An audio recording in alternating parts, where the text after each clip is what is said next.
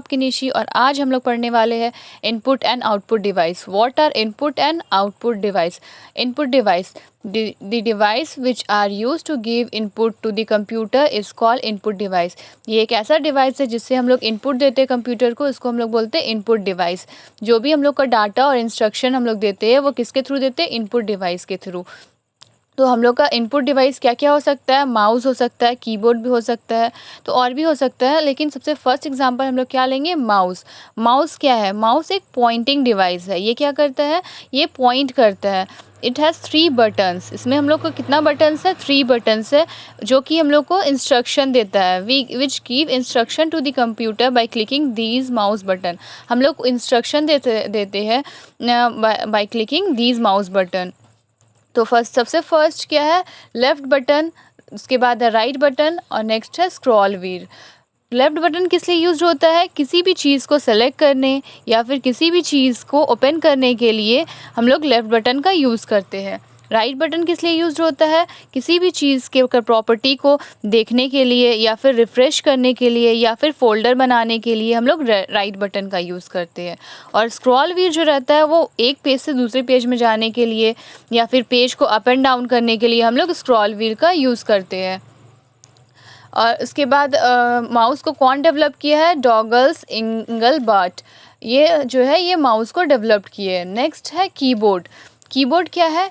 Keyboard एक हम लोग का वाइडली यूज्ड इनपुट डिवाइस है। ये ज़्यादातर यूज्ड होता है, इसलिए इसको वाइडली यूज्ड इनपुट डिवाइस बोला जाता है।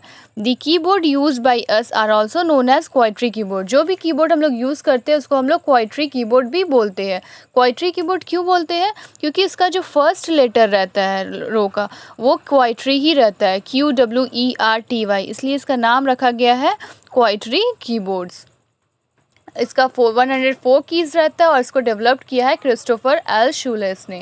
थर्ड है स्कैनर। स्कैनर किस लिए यूज़ होता है? स्कैन करने के लिए, मतलब हम लोग जो भी डॉक्यूमेंट्स वगैरह प्रिंटेड डॉक्यूमेंट्स रहता है उसको स्कैन करते हैं स्कैनर के थ्रू। फोर्थ है माइक्रोफ़ोन। माइक्रोफ़ोन किस लिए यूज़ होता है? जो भी हम लोग का वॉइस को इनपुट करने के लिए, मतलब हम लोग का वॉइस देने के लिए हम लोग माइक्रोफ़ोन का यूज़ करते हैं। Next output device. Output device क्या होता है? The device which are use to display the output is called output device.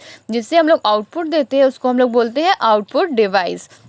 जैसे कि हम लोग इनपुट दिए हम लोग कीबोर्ड माउस से, तो हम लोग को कहीं ना कहीं से तो हम लोग को आउटपुट मिलेगा, तो जहाँ से हम लोग को रिजल्ट मिलता है उसको हम लोग बोलते हैं आउटपुट डिवाइस। जैसे एग्जांपल में ले लिए मॉनिटर। मॉनिटर क्या होता है? ये सबसे कॉमनली यूज आउटपुट डिवाइस होता है। इसको हम लोग VDU भी बोलते हैं, जिसको हम लोग इसका फुल फॉर्म होता है विजुअल डिस्प्ले यूनिट। मॉनिटर क्या करता है? ये डिस्प्ले करता है टेक्स्ट या फिर इमेज या फिर वीडियोज़ को।